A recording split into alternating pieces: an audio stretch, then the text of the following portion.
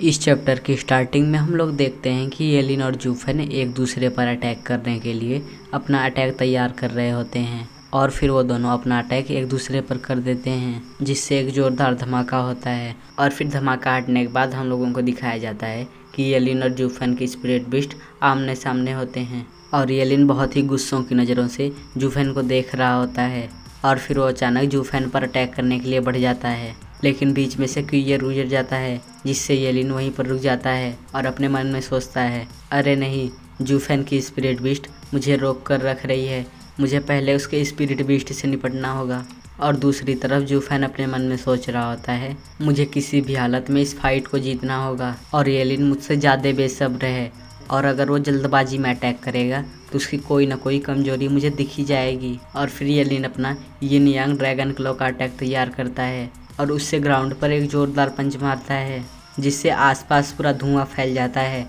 और जूफेन सोचता है येलिन ये सब क्या कर रहा है। और फिर उसी धुएं में से येलिन जूफेन पर अटैक करने के लिए बढ़ जाता है, लेकिन जूफेन तुरंत समझ जाता है कि एक सरप्राइज अटैक है और अपने मन में सोचता है आजकल के बच्चों के पास कोई भी पेशेंस है ही नहीं। और फिर वो क्यूयर को येलिन की तरफ अटैक करने के लिए भेज देता है और येलिन से कहता है, बच्चे तुम दो पर अटैक करने के लिए जा रहे हो, इससे हम दोनों का घाटा होगा और ये तुम्हारे लिए अच्छा नहीं होगा। जिस पर येलिन कहता है, हम दोनों के लिए अच्छा नहीं होगा, लग रहा है तुम कुछ ज़्यादा ही सोच रहे हो, मैं तुम्हारे ट्रिक में कुछ बार फंस चुका हूँ, लेकिन अब ये सब बदलने वाला है और इस बार मैं तुम्हारे स्पिरिट बीस्ट से छुटकारा पाने वाला हूँ।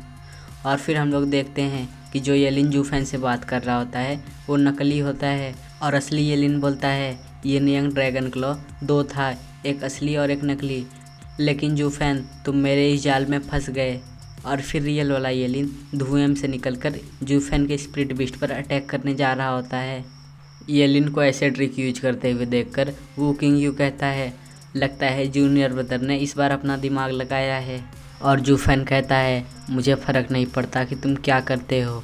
लेकिन जब तक तुम मुझ पर अटैक करोगे मैं तुम्हें नहीं छोड़ूंगा। और फिर जूफेन divine eye of the white का फर्स्ट स्टेज यूज करता है और अपने स्पिरिट बीस्ट की जगह टेलीपोर्ट हो जाता है और फिर येलिन से कहता है, इतना काफ़ी है, जिसे देखकर येलिन पूरी तरह से शॉक हो जाता है और कहता है, यहाँ पर ये सब क्या चल रहा है और वो चिड़िया तुम्हारी कहाँ है। लेकिन जैसे ही येलिन पीछे देखता है, क्यूयर उसी की तरफ लाइटनिंग अटैक लेकर बढ़ रहा होता है और वो येलिन पर जोरदार अटैक कर देता है, जिससे येलिन खून खांसने लगता है। ऐसा देखकर उस वर्ल्ड के बाहर उसका सीनियर ब्रदर बोलता है, जूनियर ब्रदर। और फिर वहाँ पर जोरदार धमाका होता है और जूफेन का क्यूयर बोल रहा होता है, फादर उस बार मैं उसका हार्ट नोच लूँगा। ऐसी बात सुनकर जूफेन कहता है, ये भी ठीक है, हमने उस पर बहुत ही ढेर सारा डैमेज दिया है, अब उसके पास दो कमजोरियाँ हैं, हम लोग दोनों तरफ से उस पर अटैक करेंगे और देखेंगे कि वो कितने लंबे समय तक टिकता है। और फिर नीचे येलिन का सीन दिखाया जाता है, जहाँ पर वो ग्राउंड पर पड़ा होता है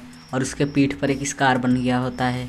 और येलिन को देखकर जूफेन बोलता है, अगर तुम्हें लगता है कि तुम जीत सकते हो तो तुम्हें अपना दिमाग लगाने की ज़रूरत है, और क्या तुम्हें नहीं पता कि अपने कमियों से दूसरे एनिमी पर अटैक करना एक मूर्खता है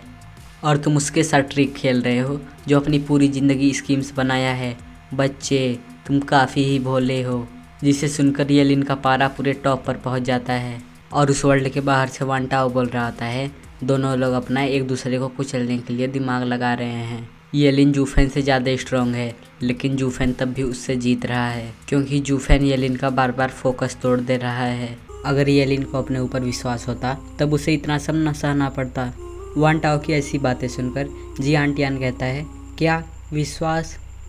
जिस पर वान टाओ उसको समझाते हुए कहता है, हाँ, हम जैसे कल्टिवेटर्स का भी एक विश्वास होता है जैसे जैसे हम आगे बढ़ते हैं। और वान टाओ की इन्हीं बातों के साथ हम लोगों का ये चैप्टर एंड हो जाता है।